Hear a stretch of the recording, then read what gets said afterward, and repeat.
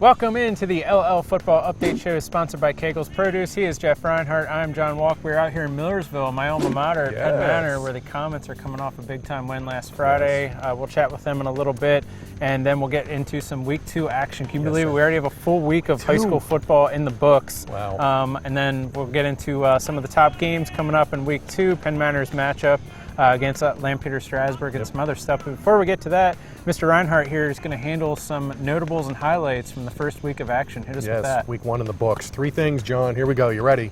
First up, Mac Plummer, Anvil-Cleona kicker, 51-yard field goal. 51. It's up and good. Anvil loses to Milton Hershey, I know, 48-16, but Plummer hits from 51. I believe that's an LL record. You know me, I'm scouring all over the place all week.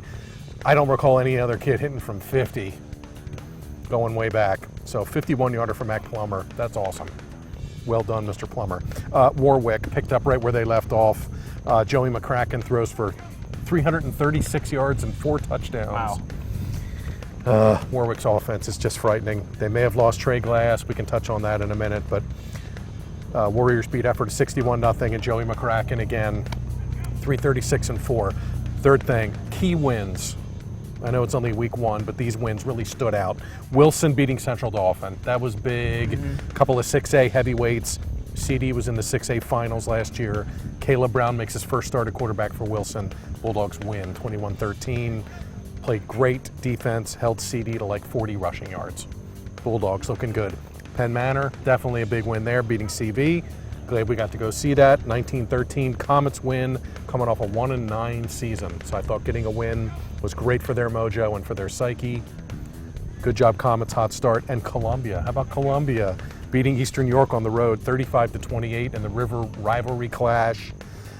Big night for Matt McCleary, who you know, 200 passing yards, 3 touchdowns. Tide was 1 win short of making districts last year. They already get a win out of the chute here. Great start for Columbia, and they get a really good Lancaster Catholic team here coming up on Friday, and actually John and I will be at that game up on the hill in Columbia on Friday.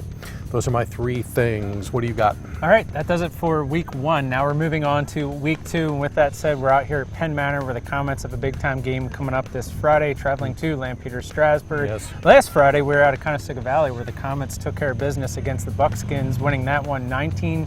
Yes. You mentioned it, a win there, and they're coming off a 1-win season last year. But 1-0 for the first time for the Comets. First time under fifth-year coach John Brubaker. First time they're 1-0 since 2014. Wow. And if they win this Friday, they would be 2-0 for the first time, I believe, since 2013. So Comets doing good things. And last Friday, they got it done. Both sides of the ball, special teams pretty much. And shout out to running back Josh Gibson, 101 yards and a touchdown. And a shout out to the line in front of him, which included junior linemen Peyton Saddam, Austin Miller, Nick Baker, and Ben Weaver, along with sophomore Pedro Gomez. And the Penn Manor defense, by the way, last year they gave up 40-plus points a game. Last week held CV to 2 scores and under 100 rushing yards. You got to keep that in mind because they're going to go up against the run-heavy Lampeter-Strasburg offense this coming Friday. The Pioneers, as we know, run that spread wing tee offense. Last week, I believe they had 6 ball carriers with at least 4 or more carries, 200-plus rushing yards for the Pioneers in that lopsided win over Spring Grove. And with that said, LS will probably have a new quarterback this coming Friday. Unfortunately, junior QB Sean McTaggart went down opening kickoff of the second half, just planted, right knee buckled.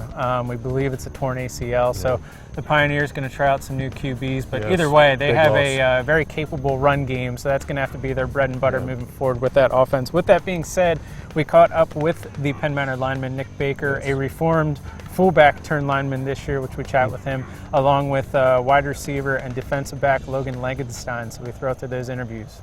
Take me back to the CV game. How important was that to come out of there with a W, get a good taste in your mouth, get some mojo and some good psyche, getting a week 1 win? Well, it's certainly great waking up Saturday morning with a victory. So it was a fun night for the kids. I mean, that game came down to, they had the ball last possession and stopped them on a 4th down, and we were able to go into the victory formation and down the ball and then run out the clock. So haven't been able to do that here too much. So it was nice. It was nice. Friday, big thing taken out of there, at least in my opinion, turnovers. You guys did a good job creating them and falling on them. Is there anything that you guys do special? Like, are you practicing stripping the ball or anything like that? Or, I don't know, you seem to do pretty well on that on Friday. No, I would say we focus on that specifically. I think we were just ready to play, and we just something just went our way that game. And defense for you guys last year, not so hot, 40-plus points a game that you allowed. And then Friday, only 2 scores, under 100 rushing yards. You guys held CV to. What's changed or what's improved on the defensive end?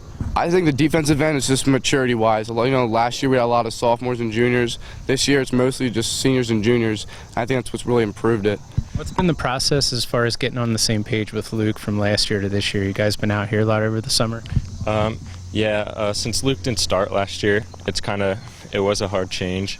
All summer we were out here running routes. We did a lot of 7-on-7 stuff. We did a camp in Penn State, a camp at Wilson that we do every year. But it was tough, it was challenging, but we all like Luke. He's a good quarterback, so we're pretty excited to have him. Well, Luke brings leadership, number one, and Luke's got that great demeanor for a quarterback. He's confident. He's not a kid that's frustrated with the last play. He's a next play type of kid, so he's got a great demeanor to be quarterback. I'm sure he's a little nervous at the start of the game. His first start at the beginning of the season. He did wrap up the season the last 3 weeks playing for us last year, but I was happy for him. He's done a nice job. He's worked hard, and some of the fruits of his labor started to show up, so we're happy for him. We have a big rival game this week with LS, and I know they're down a big gun player, and it's just, I feel bad for the kid that his season's ended, but at the same time, Coach Mannion's going to have them ready to play football, and that'll be a rally cry for them. And it's a big rivalry for us too. They're next door neighbors here, so it's on their turf. I expect a good game out of them. I'm sure he's put the shoulder of the responsibility maybe on the offensive line more so this week, but his kids will pick it up and be ready to play. It'll be a fun week. All right, thanks to the Comet players and coach for making time for us out here at Millersville. Yes. Wanted to mention quick, there's 2 games coming up this Thursday. Octorara is traveling to Anvil-Cleona. I'll be covering that one. And Cocalco is traveling to Cedar Cliff. Jeff will be covering that one. So follow along our coverage on Thursday night. And then Friday, we wanted to hit on one more top game. Hempfield 1-0 traveling to Manheim Central 1-0. Tell us about that one. Interesting. Thursday night football. You ready for that? See you over at Cedar Cliff. Okay, Hempfield at Manheim Central. Couple of 1-0 teams. Hempfield 26-3 over Dallastown last week. Knights D, good. Held Dallastown to 60 rushing yards. That's it. And Luke Miller, we were wondering who was going to get the carries with Matt Houston gone. Luke Miller is your answer. 131 rushing yards on a score. Hempfield had well over 200 rushing yards. Colin Peters had 70+. Tanner Hess had 70+. Good night for the Knights all around. Good win over Dallastown, which is usually a good 6A program, district kind of team. Central squeaked past Susquehanna Township 16-7. Interesting note here. Barons get a special teams touchdown from Chris Pagano and 3 field goals from Nate Reed. No offensive touchdowns for Manheim Central. First time since 2015 that Central did not score an offensive touchdown in a game. And who was that against? Hempfield. Hempfield. They lost 10-3, and I believe I covered that. Probably. I probably did, yes. So interesting matchup here. One other notable in this game, Evan Simon, All-State quarterback from Manheim Central, is playing safety this season. Started at safety for the first time in his career against Hannah and had 12 tackles. Wow. Hello. Who knew the kid can play defense? Love this matchup. This should be a fun game. Central won 28-7 last year on a Saturday rain-out game. Somebody goes to 2-0 here. Should be a good one. Barons, Black Knights on Friday. Check that one out. And that's all I have for you today. All right, and again on Friday we'll be covering Lancaster Catholic at Columbia, and you can follow along all of the 14 games involving the LL League football teams this Friday on the Lancaster Online homepage, the scoreboard. I'll be running that. He'll be covering Columbia Catholic. So thanks to Penn Manor for having us out here. Thanks to you guys for watching. For Jeff Reinhardt, I'm John Walk. We'll catch you next week.